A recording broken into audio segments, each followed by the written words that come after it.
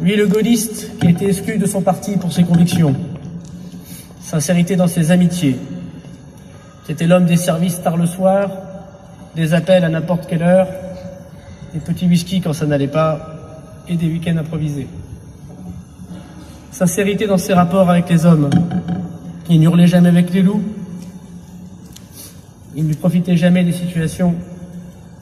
Il détestait les faux-semblants. Il était franc. Depuis une semaine, Tourcoing est en deuil. Et la sincérité avec laquelle le peuple de notre ville lui rend hommage fait chaud à notre petit cœur si triste, si las, si rempli d'émotions et de souvenirs. Didier avait un humour particulier. Il avait plusieurs fois fait appeler des gens pour dire qu'il était mort, pour voir leur réaction. Ça le faisait rire. On l'engueulait quand même un peu. L'art d'être un grand-mère. Voilà ce que nous a appris Didier Drouhard. Ne pas confondre le CV et la vie. Ne pas juger les autres.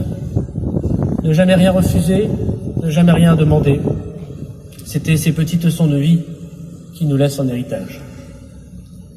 Monsieur le Premier ministre, Monsieur le ministre des collectivités locales, merci à vous d'honorer de votre présence et de porter le message de la République vis-à-vis d'un de ses très fidèles mais très discrets serviteurs.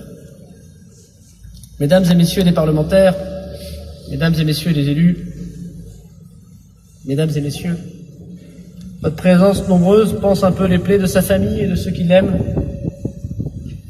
Et nous disons aujourd'hui au revoir à notre ami, mais ce n'est pas un adieu. Comme tu l'as dit, Didier aimait la chanson.